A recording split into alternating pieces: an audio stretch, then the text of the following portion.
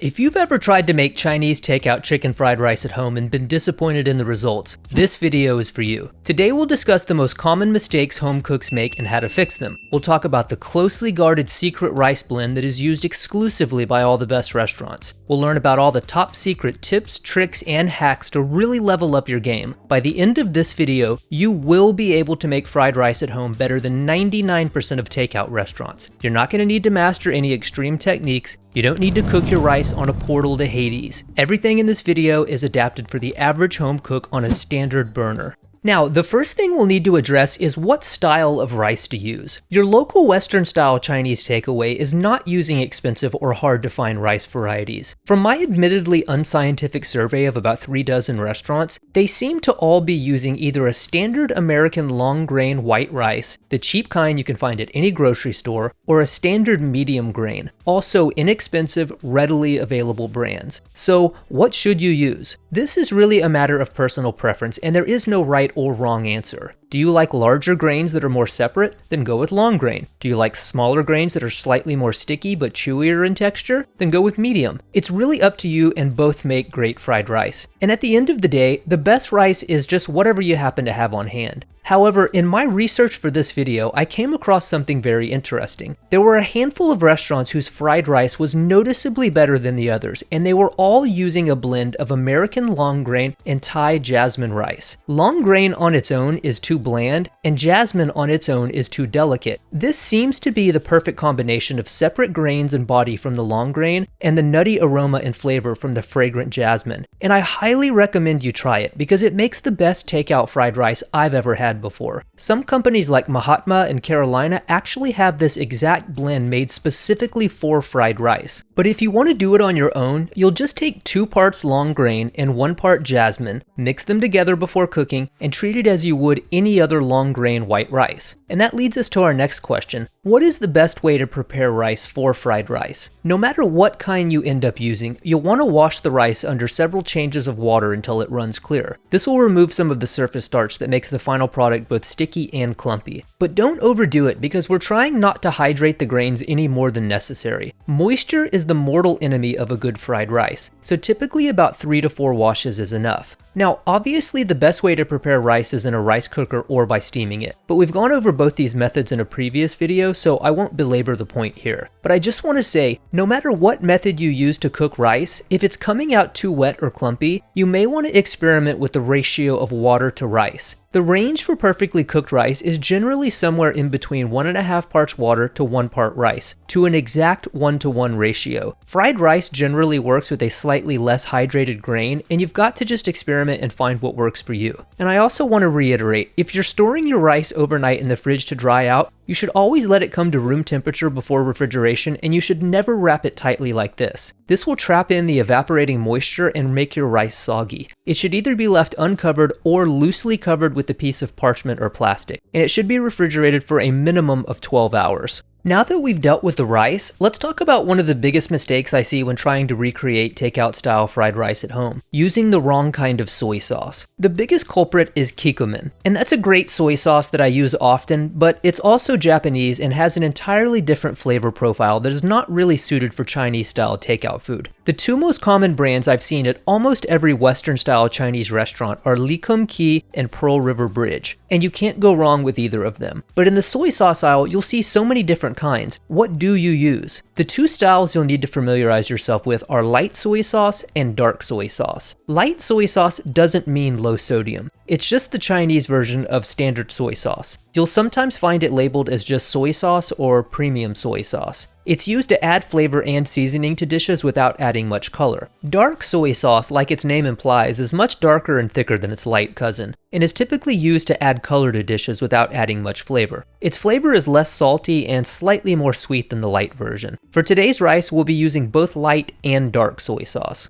The last two ingredients you may be unfamiliar with are Shaoxing wine and toasted sesame oil. Shaoxing wine is ubiquitous in Chinese cooking. It's used in like 90% of stir-fry dishes. The flavor is hard to describe. It's sort of mildly acidic and faintly tastes of caramel. It's a great way to add just a tiny bit of sweetness and acidity to a dish. We're going to use this to deglaze our fried rice at the end of cooking, and it's really going to brighten things up and bring all the other flavors to the forefront. If you're not able to track it down, you can use a dry sherry instead. The second ingredient we'll need is toasted sesame oil. This is a finishing oil we're going to add after we're done cooking. Because we're dealing with the low heat of an average kitchen burner, it's hard to recreate that wok hei flavor you get in restaurants. This will help us get some of that toastiness that makes restaurant fried rice so tasty. It's not absolutely necessary, but I highly recommend trying to track some down if you can, as it really does improve the final flavor. For the chicken, the most common cut you'll see is little slivers like this. 100% of the takeout places I've talked to use breast meat. The problem with using such thin slices like this is that breast meat is so lean it tends to dry out really quickly. So today I want to show you a trick almost all Chinese restaurants use to keep lean meats super tender even when cooked over really high heats: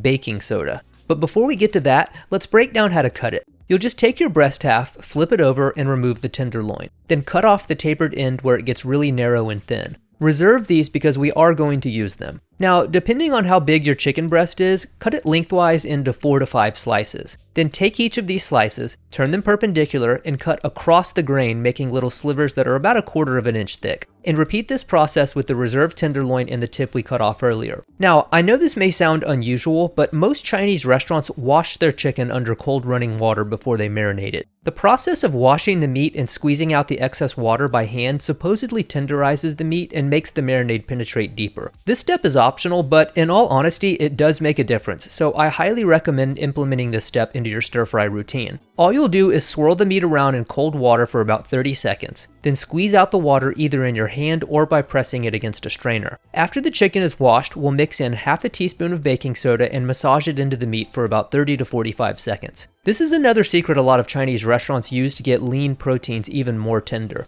Baking soda alkalizes the surface of the meat, which makes it harder for protein bands to tighten when cooked. This results in lean cuts like chicken breasts that are much more tender than what you're used to at home. After the baking soda treatment, we'll add half a teaspoon of light soy sauce, half a teaspoon of sugar, half a teaspoon of cornstarch, 1/4 teaspoon kosher salt, 1/8 of a teaspoon of MSG, and 1 teaspoon of neutral oil. Then mix everything into the chicken and allow it to marinate for at least 15 minutes or up to overnight. The final two components we'll need to prepare before cooking are the sauce and spice mixture. Traditional fried rice in China tends to be very light on sauce, and a lot don't even use any and opt just for salt and some vegetables like scallion. But Western style takeout rice uses a bit more sauce for both flavor and color. So to make our sauce mixture, let's start with half a teaspoon of sugar, 2 teaspoons of light soy sauce, and half a teaspoon of dark soy sauce. Then stir until the sugar is dissolved and set aside. And I know you're probably thinking, sugar in fried rice? Yes, a slightly sweet element is something a lot of home cooks overlook. You don't really taste anything sugary in the final dish, but there are so many salty components that a tiny bit of sweetness helps balance the flavors nicely. Another peculiarity of Western style takeout fried rice is that it is heavily seasoned. The sauce mixture does help us out in that regard, but to get the real restaurant flavor we're after, we'll still need to amp things up with some additional seasoning. So for the dry spice mixture, let's start with 1 teaspoon of kosher salt, 2 pinches of white pepper, and half a teaspoon of MSG. Then mix everything together until it's well combined and set it aside. Before we cook the rice, it's very important to have everything ready to go. Because it comes together in a matter of minutes, you don't really have time to prep as you're cooking. We'll go over all the ingredients as we're making the rice, but it's essential to have everything prepared beforehand. To get started, let's heat our wok or cooking vessel over medium-high heat until you see very light wisps of smoke. Then add 1 tablespoon of a neutral oil and swirl it around until it's lightly shimmering. Then turn the heat down to medium-low and immediately add 2 beaten eggs that have been seasoned with a pinch of salt and a pinch of MSG. You should notice the eggs start puffing up a bit around the edges. This is what you want. So give it about 15 to 20 seconds and then start stirring to lightly scramble the eggs. Because we'll be cooking everything in stages, we're aiming to slightly undercook them because they'll be added back to the dish where they can finish cooking. After they're done, remove the eggs to a bowl and set aside. Then return your wok to medium-high heat, and I like to wipe out the pan after the eggs to prevent little burnt bits in the final fried rice. Once the wok is heated again, let's add another tablespoon of neutral oil, swirl it around the pan, and once it's shimmering, toss in 2 ounces of our marinated chicken. Push it down so that it's in one layer and let it cook for about 30 to 45 seconds or until it gets a bit of color on the first side. Continue cooking the chicken until it's about 95% done. Then remove it to the bowl with the reserved eggs.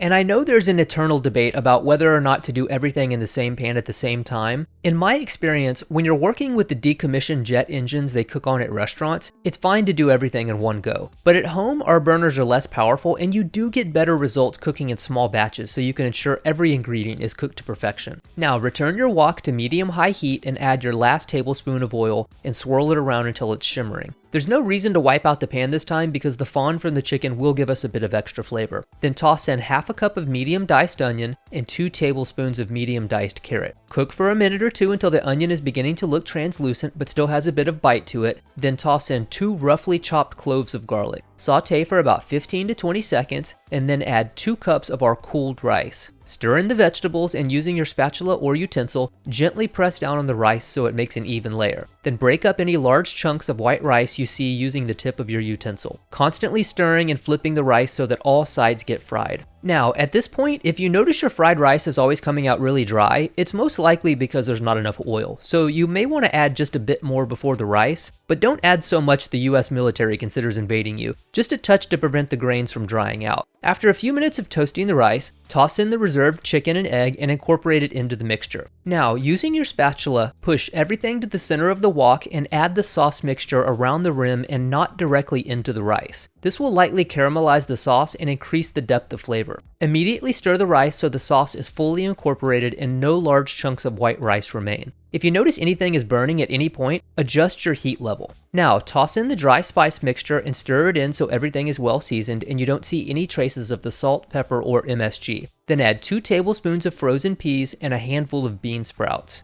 Gently mix them in and using your utensil, push the rice mixture to the center of the wok. Deglaze with 2 teaspoons of Shaoxing wine and immediately stir it into the rice. Cook off the alcohol for about 20 to 30 seconds, then kill the heat. And finally, toss in 2 tablespoons of sliced green onion and 1 teaspoon of toasted sesame oil. Then stir so they're both fully mixed in with everything. Give it a taste and adjust the seasoning with extra salt and white pepper. And then you're ready to serve. Now let's give it a taste test and see how we did. All right, really quick before our taste test, I just want to say this is my version of classic Chinese style takeout fried rice. But there are as many ways to make fried rice as there are grains of rice in a bowl of it. At the end of the day, your perfect fried rice is ultimately personal, and you've just got to find what works for you. All right, back to the taste test. This is so much more flavorful than your standard takeout version. Like 99% of the time when you get takeout fried rice, it's super bland. But today we've went over some best practices, and I truly believe if you implement some of these tips, you can make fried rice at home better than almost any restaurant you've ever been to. And before we call it a day, if you've just had takeout and have that leftover carton of white rice, I want to show you how to turn it into great fried rice. Instead of storing it in the carton in the fridge like this, which will make it really clumpy, what you want to do is take it out and spread it on a baking sheet. Let it come to room temperature and then store it in the fridge overnight. The next day, just use this as your rice for fried rice instead of making it from scratch yourself. It's as simple as that. And if you got some value out of this video, you might like this one too. Thanks for watching. See you next time.